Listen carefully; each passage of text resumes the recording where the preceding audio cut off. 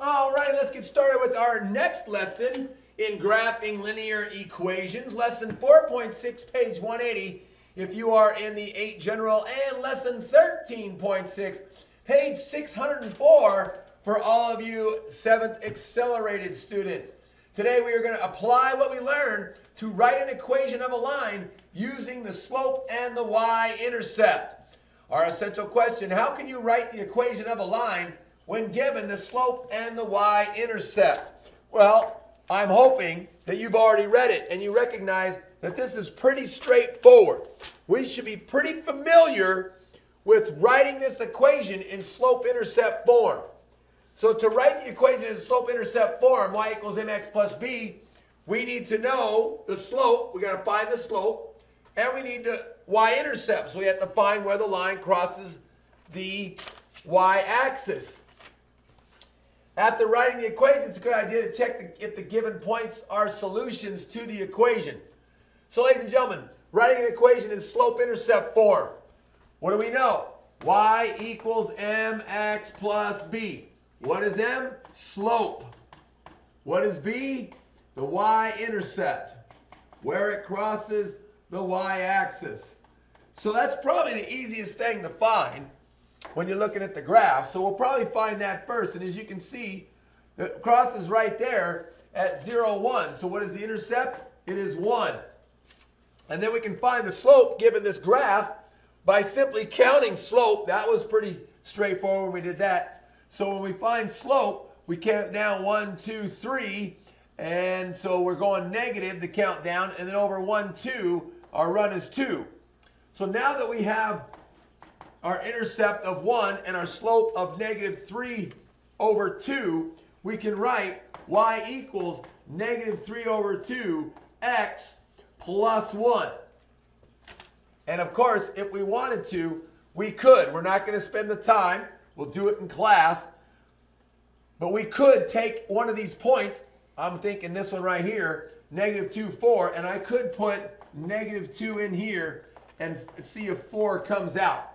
And well, we know that a negative 2 times 2, or divided by 2, is negative 1. And negative 1 times a negative 3 is positive 3, plus 1 does equal 4. So it would work. So we'll do that in class a couple times. Moving right along, from graphs, ladies and gentlemen, this is pretty straightforward. We are looking to find the slope and the intercept to write our equation in slope-intercept form. So we recognize, where does it cross the y-axis? Right here as b equals 2. And then we find the slope. From the slope here, we count up 1, 2, 3. And so it's positive 3 and run 1, 2, 3, 4, 5. And so we come over here in 3/5. And so y equals 3/5 x plus 2. Pretty straightforward when it comes from a graph. We're going to do it just a few more times to absolutely make sure we have what we need to write the equation of the line in slope-intercept form from a graph. So once again, recognizing what our intercept is right here at negative 1. So b is negative 1. Our slope, down 1 and run 1, 2, whoops. I don't understand why it does that. 1, 2, 3, 4. So we have a slope of negative 1, 4. And so y equals negative 1, 4 minus 1. Heavens to Troy.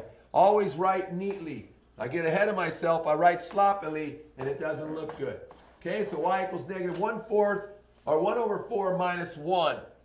And one more time here. Actually, going to do it 2 more times, but we're going to do this one right here. Y equals mx plus b. And we recognize that our graph goes through the origin. So our intercept is 0. And we can find our slope of that, as we can count from there up 1, 2, 3, and over 1. It's nice that they didn't give us any points to actually use. We had to find some points, and we see that there is a point right there. So our slope is 3 over 1, which means 3. So y equals 3x. Do we need to put plus 0? No, we don't. In fact, this is a graph of a proportional relationship because it does go through the origin and it has a constant rate of change. A good review of that. And our last example before our quick write, here we have y equals mx plus b. We want to write it in that form. We see we have a horizontal line, and we always find the intercept right there, and that intercept is 5. And we find our slope. Well, we can't go up, we can't go down, so our slope is 0 over whatever number you wanted to count from one point to the next. And so our slope is 0, so y equals 5.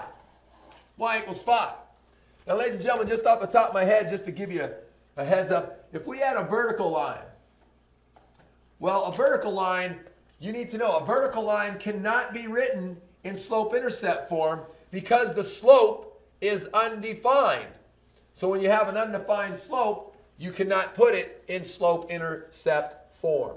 Ladies and gentlemen, you're a quick right. I've given you a copy. You need to make sure you get that done. Take a quick break. Come back and see me for video number 2, which should be rather short as well. Thank you for your time. I'll see you in a few.